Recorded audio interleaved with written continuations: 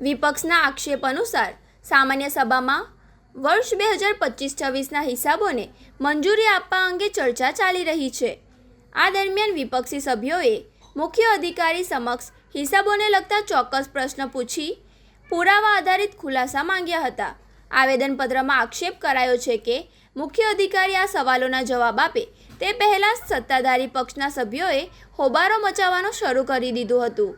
ત્યારબાદ કોઈપણ પૂર્વ સૂચના આપ્યા વિના કે ગૃહ મોકૂફીની સત્તાવાર જાહેરાત કર્યા વિના અચાનક જ રાષ્ટ્રગીત શરૂ કરી દેવામાં આવ્યું હતું।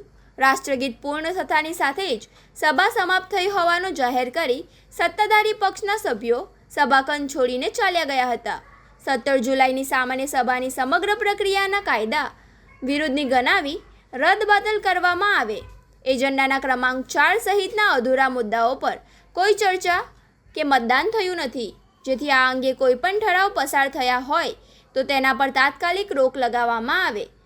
સભા દરમિયાન થયેલી પ્રક્રિયાની સાતત્યતા જાળવવા માટે સભાની વિડીયોગ્રાફી અને મિનિટ્સ બુકની તટસ્થ તપાસ કરવામાં આવે અને અધૂરા રહી ગયેલા એજન્ડાના મુદ્દાઓ પર નિયમ અનુસાર ફરીથી સામાન્ય સભા બોલાવવાનો આદેશ આપવામાં આવે તેવી માંગ વિપક્ષે કરી છે।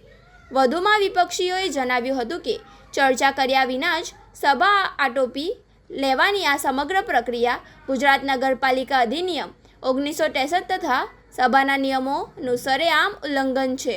વિપક્ષની આ રજૂઆત બાદ હવે ભરૂચના રાજકારણમાં ગરમાવો આવી ગયો છે અને પાલિકાની આ સભાના કાયદાકીય પાસાઓ અંગે જાહેરમાં ચર્ચા તેજ બની છે। ગઈકાલે જે ત્રિમાસિક સામાન્ય સભાનું આયોજન ભરૂચ નગરપાલિકા દ્વારા જે કરવામાં આવેલું તે જોર હુકમી હતું, વન સાઇડ હતું। લોકોના પૈસાનો વહીવટ પોતે કરી અને વિરોધ પક્ષને દબાવવાનો શાસનનો વહીવટ હતો। કાલે એક પણ મુદ્દા અમારા સાંભળવામાં નથી આવ્યા। એમના ફક્ત ને ફક્ત ચેરમેનશીપના મુદ્દાથી વાત કરી અને બીજા એક પણ મુદ્દા સાંભળ્યા વગર ભાગી જઈ અને જે અમારું અપમાન કર્યું છે, પ્રજાનું અપમાન કર્યું છે। આ કોઈના ઘરના પૈસા નથી, કોઈ બેંકના પૈસા નથી। આ લોકો જે હાઉસ ટેક્સ, લાઇટ વેરો, સફાઈ વેરો ભરે છે એમના પૈસા છે અને એમના પૈસાનો વહીવટ છે ને એમના પૈસાનો વહીવટ વિપક્ષ રજૂઆત કરે લોકો દ્વારા એમને સાંભળવું પડે તે છોડીને જતા રહ્યા છે। એટલે આજ રોજ અમે કલેક્ટર સાહેબને પણ આપવાના છે આ બાબતની અંદર કે કાલની સભા સ્થગિત કરવામાં આવે। પ્રાદેશિક કમિશનર સાહેબને પણ આપવાના છે ને આજે ચીફ ઓફિસર સાહેબ નથી તો એમના સેક્રેટરી સાહેબને આપેલું છે કે જો જોર હુકમીથી તમે મિનિટ્સ લખશો અને એની અંદર અમારી કોઈ હાજરી હતી નહીં અને એમને બહુમતી કોઈ એમની પણ નથી ને એમને સર્વાનુમતે બધી જગ્યાએ આખા ભરૂચમાં અને પેપર મીડિયામાં સર્વાનુમતે જે કીધું છે તે એમને વખોડીએ છે।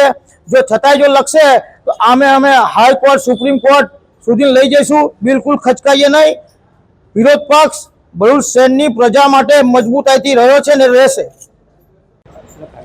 17/7/2026ની સામાન્ય સભા એ તાનાશાહ વલણ અપનાવીને વિરોધ પક્ષનો અવાજ દબાવવાની કોશિશ કરી છે, ભ્રષ્ટાચારને છુપાવવાની કોશિશ કરી છે, ફાઇલો દબાવીને પોતાનું પોત જનતા સમક્ષ રજૂ ના થાય અને જનતાને એમનો વળવો ચહેરો બતાવવો મુશ્કેલ પડે એ હેતુસર કાલે રાષ્ટ્રગીતનો એમણે આડ લઈને સભાને તાત્કાલિક બંધ કરીને અને કોઈ પણ મતદાન થયા વગર બહુમત અને સર્વસંમતની જે વાતો કરી રહ્યા છે એ આ લોકશાહી માટે